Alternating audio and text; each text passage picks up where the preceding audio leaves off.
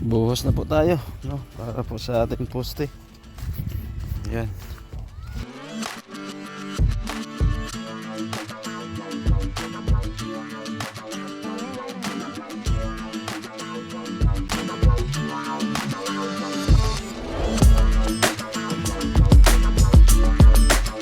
Day 6 sa ating pabahay project, no? Dito po kay Direk.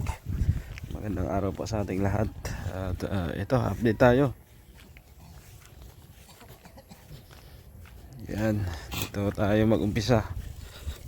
Naghahakot sila ng graba, no? Naghahalo yata sila. Yan. Ano tayo, nilaliman mo? Malalim na, oh. Nilaliman ni tatay yung balon. Tapos ito nagpo-forma sila, kakabit ng forma para makapagbuhos. Isang forma dito, sa doon, tatlong forma para mabuhusan na to, paikot. Bukas pwede na yung tatlo lipat doon. Ha? Kulang? Oo, ililipat na lang. Lipat mo na lang yung forma Para hindi tayo magagastos na masyado sa ano. Oo. Kulang daw yung kahoy. Wala ba yata? Di pa man yata napasok yung pressure. Hindi pa naman. Ito lang kasi ang inuna ko kasi ito ang banggaan ng hangin. Oo. Saka pati may ano ito ay may poste sa gitna. Yun wala. Oo. So ito. Forma na dyan. Pangatlo. So ito yung ito na. Formado na yung bahay natin. Kusina. Mamaya pag nabuhusan namin ito, CR. iaano na Bitana. namin ito dito. Maano na kami dito. Kung kaya na yung division. Magano kayo? Sintada. Mabilis pa lang itong buhusan. Ayan. So buhos. Haligi para matibay. Ayan po. Ayan ito. Ayan. May bintana. Buhusan lahat ng haligi. Tapos asintada ulit. Tapos header, no? So, pwede na mag-trusses pag natapos na tayo sa taas, diba? So ito yung pinaka main door natin, main door.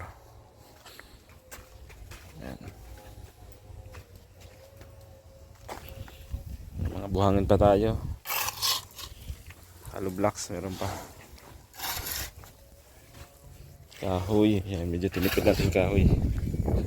No, lipat-lipat na tayo ng forma para makatipid tayo kasi sayang din ang kahoy ay.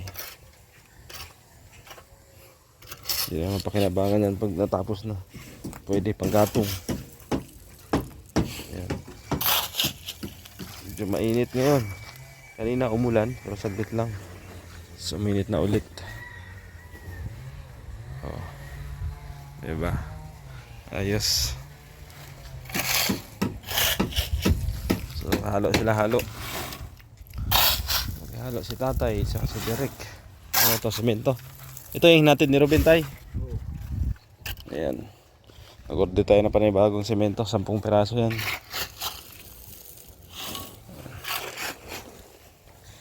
Marami pa tayong bakal. Ayan, bakal. Mainit. So ayos. Update na lang tayo ulit mamaya.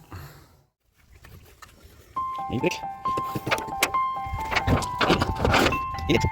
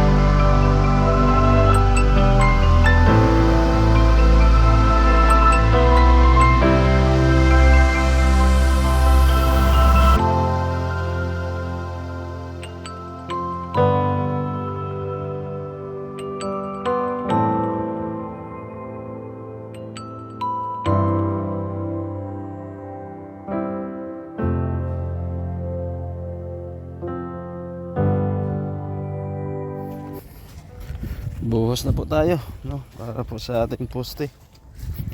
Yan. Init direk. Pagod si direk, mainit daw. Hindi mo masyado mainit. Binuhusan mo na ng tubig bago buhusan itong semento. Kailangan medyo basa siya, no? Para sumiksik Para yung dugo po siya. sumiksik yung buhos. Ayan na.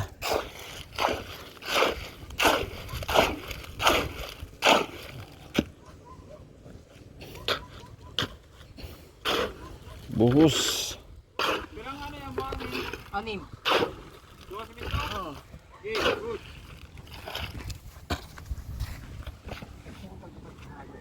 Mabigat.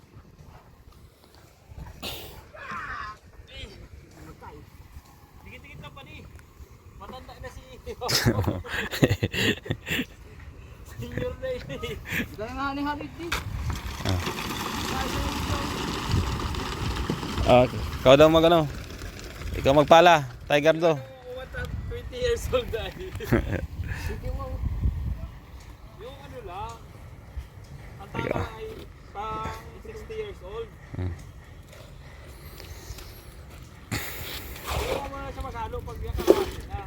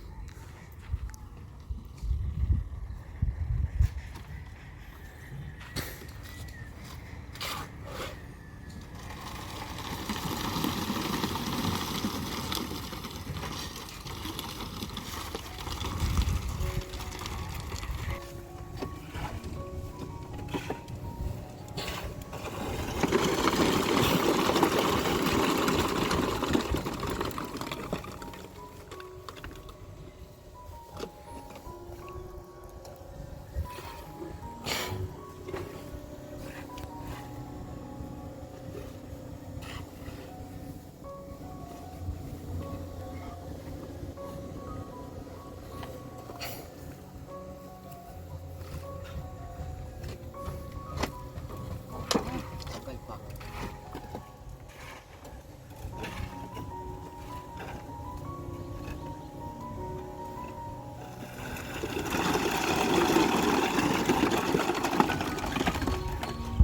Dali, lagyan mo daw isang sako dyan na ano, buhangin. Dito, sa kabila. Dito, dito. Dito, dito. Yan. Yan, isa. Yan. Okay, tapangan mo. Yan. Ipal isa. Yan kaunti. Yan kaunti yan. Tingit po dito sa kabila. Yan. Yan, tapangan mo. Yan. Oh. Good.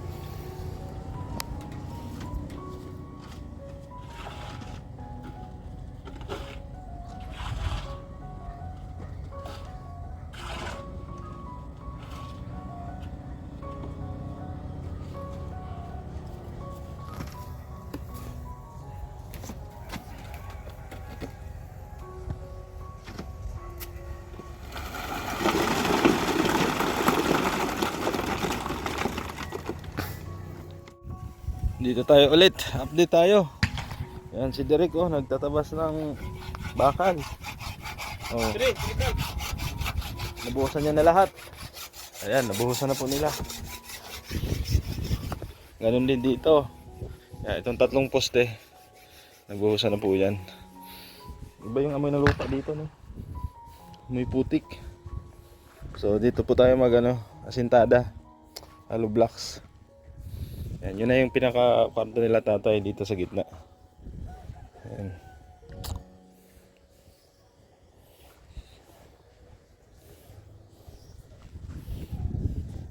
Tapos dito kay Direk, CR dito. Ayan. Ayos. Hindi ako makakasabad doon, may ano sana yan. Nakalido na sana. Oo lang. Yan. Tama lang yan! Marendo sila. Huwag mo na yung ano yun. Sit Canton, tinapay. Hindi na sinisiro-siro. Ayun. 10 mm yan? Halo. 10 mm! Ano yung dito tayo? Ah, kala ko maliit. Yan po, asintada na tayo, no? Dito. Sa loob ng kwarto ng bahay. Kasi nakapagbuhos na tayo dito sa mga haligi. Yan, yung 3 haligi na yan. Nabuhusan na po natin yan. So dito maglalagay kami ng division, no? Sa kwarto ni tatay, no? At kanyang asawa. Dito naman sa kabila kay Derek, no? Meron kaming parang ano dito, daanan. Pag ganyan. Dito yung kwarto ni dito yung pintuan ni tatay. Dito yung pintuan ng CR. Tapos yung kay Derek dito, no? Baga 1 meter lang yung ano namin diyan sa CR para may kwarto pa si Derek doon. So yun po ang plano kasi sinunod lang namin yan sa ano namin sa floor plan, no, na hawak natin. So dahil CR diyan, may bintana yan doon. So ang flooring kasi natin dalawang patong. Yan dito, may kakaroon tayo ng skwala dito. Naka L-type, no? Lutuan, tsaka lababo. Yan. Dito pwede pa sila magbili ng upuan na maliit. Table, no? Yan, dito. Para kainan nila diyan. Tapos dito, ito yung pinakasala nila. Oh, may budget, 'di ba? Sofa. Naka L-type din. Tapos dito wall man to. Yan, pwede idikit dito yung TV. 'Di ba? So ayos na. Ganda na. Yan, dito sa harap bintana. Yan, bintana. Sa 2, 3, 4, 5. Ayun, 7, 8 bintana. 3 maliliit. 4. Yan, salamat pala kay Ma'am Hano TV. Nagbigay po siya ng 3,500 para sa bintana, no, sa isang bintana. Ayan. Ganon din kay Sir Rolly Laurente from Kuwait. Nagbigay po siya ng pintuan nila direct, no. Salamat po. So tulong-tulong lang tayo, no, para matapos tong bahay nila. Salamat po sa lahat ng sponsor na nakibahagi po dito. Thank you din po sa aking sponsor from USA, no. Nagbigay din siya ulit ng 5,000 pesos. So nasa 141k na yung budget natin, no, dito sa bahay. Ililes lang na natin yung down payment diyan na 40k, no, sa lote. Tapos yung 50,000 plus na materyales. So may hawak tayo dito na nasa 40 at ito may higit. So yun po ang pamili natin yung materyales, pangkain, pangsweldo sa tao. So thank you po sa inyo lahat. Ako yung magpapaalam muna pansamantala. Support kay Kuya Bal Santos Matubang, sa lahat po ng mga kasama nating charity vlogger. Ganun din po sa inyong lingkod Gab Becerra. Kita-kits po tayo sa mga susunod po nating mga vlog. Bye bye, God bless. Becerra nagmula sa Negros Occidental, layunin ay tumulong sa mga nahihirapan karamihan.